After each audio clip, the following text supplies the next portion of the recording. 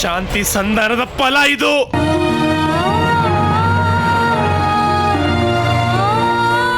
ಆ ರುದ್ರರ ಹೊಲಕ್ಕೆ ಹೋಗಿ ಅತ್ತಿಗೆ ಒಡವೆ ತೊಟ್ಕೊಂಡು ಅವ್ರ ಮುಂದೆ ತಕತ್ತಾಯಿ ಅಂತ ಕುಣಿದ್ ಬಂದಿಯಲ್ಲ, ನೋಡ್ದೆ ಏನಾಯ್ತು ಅಂತ? ಆದಿತ್ಯ, ನೀನ್ ಮಾತಾಡ್ತಿರೋದು ನಿನ್ನ ಅಣ್ಣನ ಹತ್ರ, ಮರಿಬೇಡ. ಓ ಅಣ್ಣ,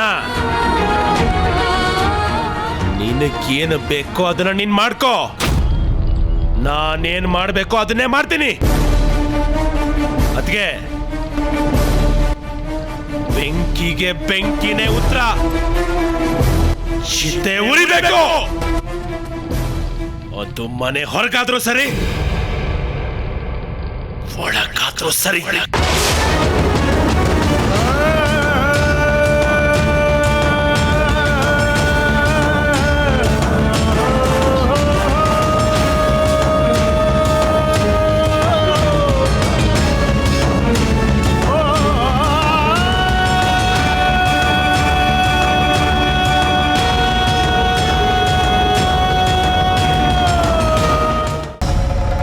ಪ್ರತಾಪ ಎಲ್ಲೇ ಇದ್ರು ನಾನು ಅವನ್ನ ಬಿಡಲ್ಲ. ಆ ಪಾತಾಳದಲ್ಲಿ ಅಡುಗೆ ಕೂತಿದ್ರು ಹುಡುಕೊಂಡು ಹೋಗ್ತೀನಿ. ಸೇಡು ತೀರಿಸ್ಕೋಬೇಕು ನಾನು. ನಮ್ಮ ಹೊಲಕ್ಕೆ ಬೆಂಕಿ ಇಟ್ಟ ಪ್ರತಾಪನ ಮನೆಗೆ ಬೆಂಕಿ ಹಚ್ಚಬೇಕು. ಬಂದ್ರು ಇಲ್ಲ.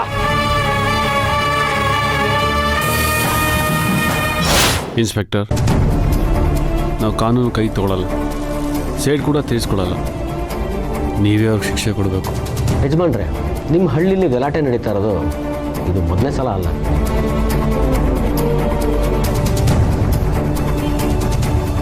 ನಿಮ್ಮ ತಂದೆ ಕೇಸೆ ತಗೊಳ್ಳಿ. ಏನು ನಡೀತು ಅಂತ ಎಲ್ಲರಿಗೂ ಗೊತ್ತಿದ್ರು ಯಾರೂ ಬಾಯ್ ಬಿಡಲಿಲ್ಲ, ಕೇಸೆ ಬಿದ್ದೋಯ್ತು. ಅಲ್ಲ, ಪೊಲೀಸರಾಗಿ ನೀವೇ ಹೀಗೆ ಹೇಳಿದ್ರೆ ಹೇಗೆ? ನಾವೇ ಬಗೆಹರಿಸ್ಕೊತಾ ಕೂತ್ರೆ ಈ ದ್ವೇಷ ಯಾವತ್ತೂ ಮುಗಿಯಲ್ಲ. ನಾನು ಅದನ್ನೇ ಹೇಳ್ತಾ ಇರೋದು. ಇಬ್ಬರಲ್ಲೊಬ್ರು ಸೋಲ್ದೇ ಇದ್ದರೆ ದ್ವೇಷದ ಬೆಂಕಿ ಆರಲ್ಲ. ರುದ್ರವಂಶದ ಹಳ್ಳಿಲಿ ಏನು ನಡೀತಾ ಇದೆ ಗೊತ್ತಾ? ನೀವು ಹೊರಗಡೆ ಬರೋ ಒಂದು ಹೆಂಗ್ಸ್ ನಿಂತಿದ್ಲಲ್ಲ, ಆಕೆ ಗಂಡ ತಮಟೆ ಬಾರಿಸೋನು.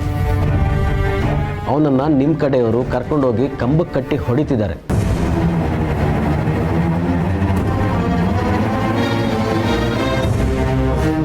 ಇದನ್ನೆಲ್ಲ ಯಾರು ಮಾಡ್ತಿರೋದು ಗೊತ್ತಾ? ನಿಮ್ಮ ತಮ್ಮ ಆದಿತ್ಯ ಸಿಂಹ.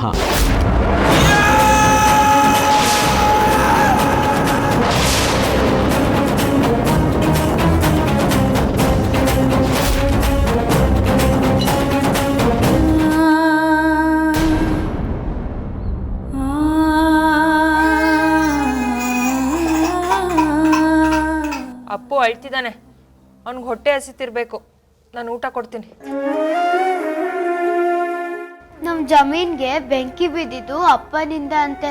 ಅದಕ್ಕೆ ನಮ್ಮಿಬ್ರಿಗೆ ಚಿಕ್ಕಮ್ಮ ಊಟ ಕೊಡಲ್ವಂತೆ. ನಮಗೆ ತುಂಬಾ ಹೊಟ್ಟೆ ಹಸಿತಿದೆ ಅಮ್ಮ. ಪ್ರೀತಿ, ನೀವಿಬ್ರು ಒಳಗೆ ಹೋಗಿ, ನಾನು ಊಟ ಅಲ್ಲಿಗೆ ತರ್ತೀನಿ.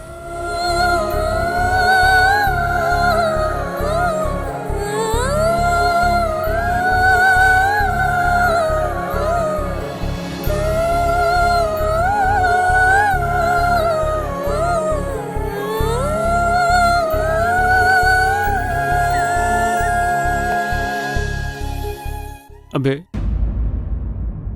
ಎಲ್ಲ ಕಳ್ಕೊಂಡಿದ್ದೀನಿ. ಬರೀ ನಿಂತಿದ್ದೀನಿ. ಏನಾದರೂ ಮಾತಾಡಿ ಭಿಕ್ಷೆ ಹಾಕಮ್ಮ.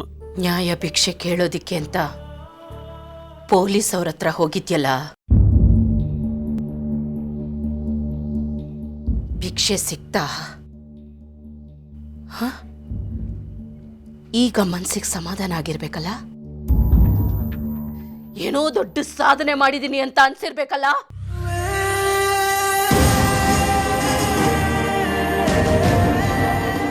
ನಾನು ಹೋಗಿದ್ದೆ ಕಣೋ, ಅದೇ ಪೊಲೀಸ್ ಅವ್ರ ಹತ್ರ ನ್ಯಾಯ ಕೇಳೋದಿಕ್ಕೆ. ನಿಮ್ಮಪ್ಪ ಸತ್ತಾಗ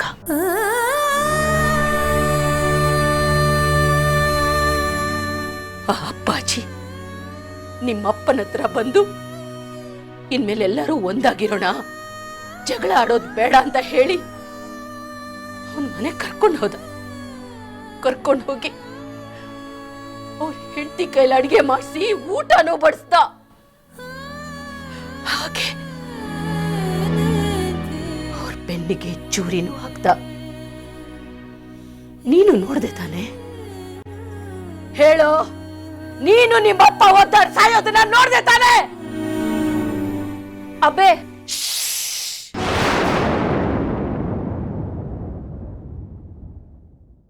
ನೀನು ಮಾತಾಡ್ಬೇಡ. ನೀನಾಗ ಈ ಮನೇಲಿ ಇರ್ಲಿಲ್ಲ.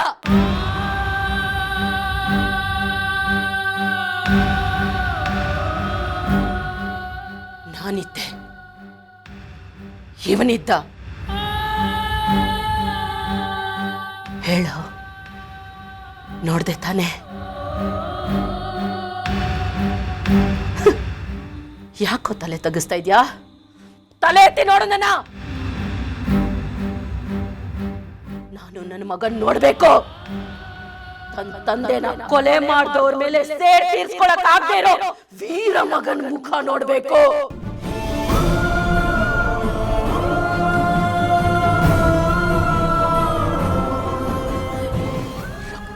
ಕಿಚ್ಚಿಲ್ದೆ, ದ್ವೇಷ ಇಲ್ದೆ ಬದುಕ್ತಾ ಇರೋ ಈ 2 ಕಣ್ಣುಗಳನ್ನ ನೋಡ್ಬೇಕು ನಾನು.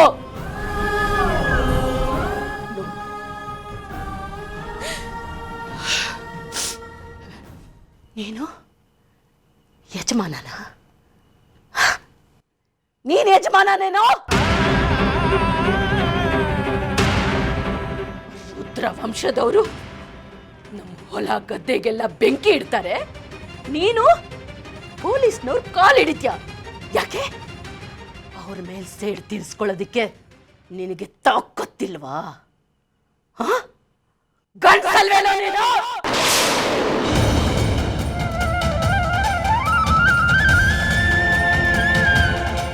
ಮಾತಾಡು, ಕಣ್ಣಲ್ಲಿ ಕಣ್ಣಿಟ್ಟು ಮಾತಾಡು.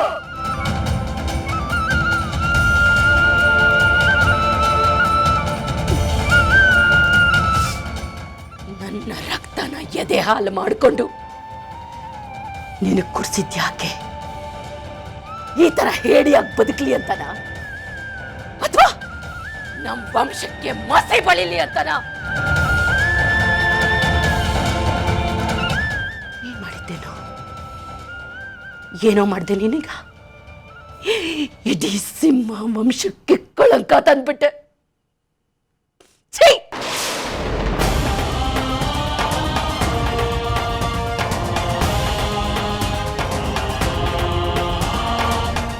ಈಗ ನನಗನ್ನಿಸ್ತಾ ಇದೆ, ನನ್ನ ಎದೆಯಲ್ಲಿ ಹಾಲು ಬರೋ ಬದಲು ವಿಷ ಬಂದಿದ್ರೆ ಚೆನ್ನಾಗಿರ್ತಿತ್ತು ಅಂತ. ಅಮ್ಮ, ಅಮ್ಮ ಅನ್ಬೇಡ ನನ್ನ. ನನ್ನ ಅಮ್ಮ ಅಂತ ಕರೆಯೋಕೆ ನಿನಗೆ ಯಾವ ಯೋಗ್ಯತೆನೂ ಇಲ್ಲ. ಸಿಂಹ ವಂಶದ ವಾರಸ್ದಾರ ಅಂತ ಹೇಳ್ಕೊಳ್ಳೋಕೆ ನೀನ್ ಲಾಯಕ್ ಇಲ್ಲ.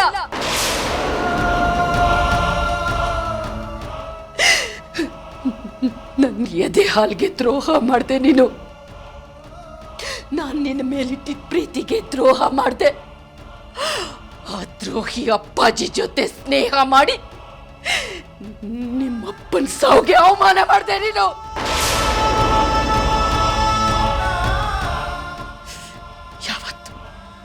ಯಾವತ್ತು ನೀನು ಅಪ್ಪಾಜಿ ಕೈ ಹಿಡ್ಕೊಂಡು ಓಡಾಡ್ತೀಯೋ ಆವತ್ತೇ ನೀನು ಕೈ ಹೋಗಿದ್ರೆ ಚೆನ್ನಾಗಿರ್ತಿತ್ತು.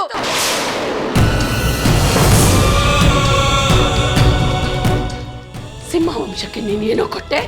ಏನ್ ಕೊಟ್ಟೆ? ಬೂದಿ, ನೋವು ಅಷ್ಟೇ ತಾನೇ ಕೊಟ್ಟಿದ್ದು. ನೋಡು,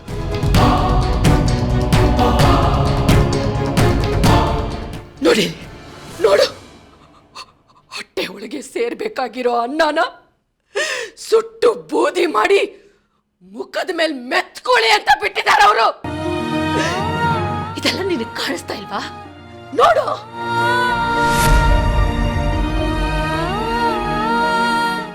ಹೋಗ್ಬೇಡ್ರ. ನನಗೋಸ್ಕರ ಕಾಯ್ತಾ ಇರೋ, ನಾನು ಬಂದೇ ಬರ್ತೀನಿ. ಅಬೆ ಬಾಗಿಲು ತೆಗಿರಿ, ಬಾಗಿಲು ತೆಗಿ ಮಂಜರಿ. ದೊಡ್ಡ ಅನಾಹುತ ತೆಗಿಬಿಡಿ ಬಾಗಿಲು ನೀವು ಇವತ್ತು ಮಾಡೋ ಕೆಲಸಕ್ಕೆ ಪಶ್ಚಾತ್ತಾಪ ಪಡ್ಕೋತೀರ. ಬೇಡ